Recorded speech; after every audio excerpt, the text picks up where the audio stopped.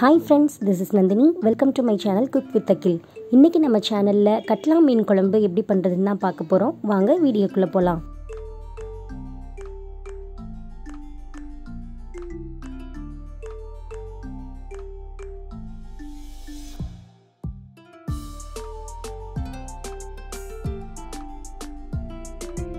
இப்போ மீன் குழம்பு பண்றதுக்கு அடுப்புல ஒரு பாத்திரம் வச்சுக்கோங்க. அதுல 2 டேபிள் ஸ்பூன் அளவுக்கு எண்ணெய் ஊத்தி எண்ணெயை சூடு பண்ணிக்கோங்க.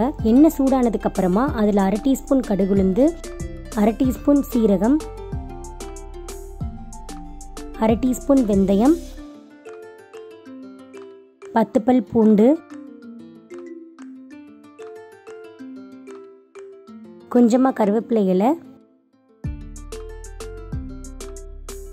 2 பச்சை மிளகாய் எல்லாத்தையும் சேர்த்துட்டு நல்லா வதக்கி விட்டுக்கோங்க.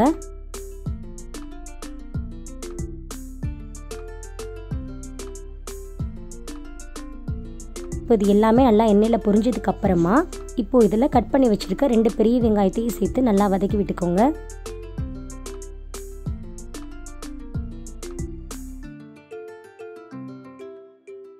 இப்போ வெங்காயம் நல்லா வதங்கிடுச்சு. கட் பண்ணி வச்சிருக்க 2 தக்காளியை இப்போ இதில் சேர்த்துட்டு நம்ம நல்லா வதக்கி விட்டுக்கலாம்.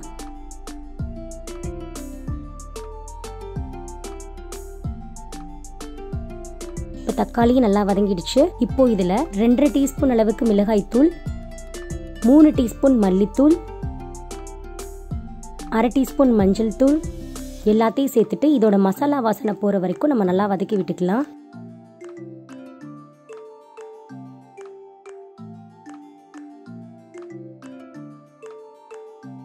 ஒரு பெரிய எலுமிச்சம்பழ அளவுக்கு புளியை எடுத்து இப்போ தண்ணியில் கரைச்சி வச்சிருக்கேன். இப்போ இதையும் நான் இதில் சேர்த்துடுறேன்.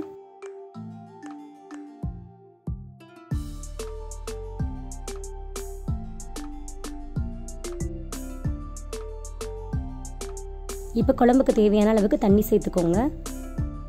இப்போ குழம்புக்கு தேவையான அளவுக்கு உப்பு சேர்த்துடலாம்.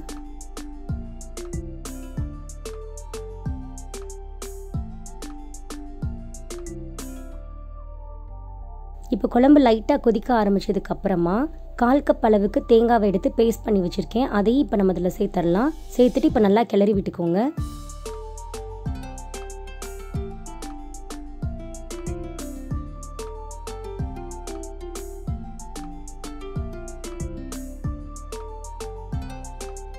இப்போ குழம்பு நல்லா கொதிக்க ஆரம்பிச்சிருச்சு. இப்போ 1/2 கிலோ கட்லா மீன் எடுத்து நான் சுத்தம் பண்ணி வச்சிருக்கேன் கழுவி. இப்போ நம்ம இதில் சேர்த்துடலாம்.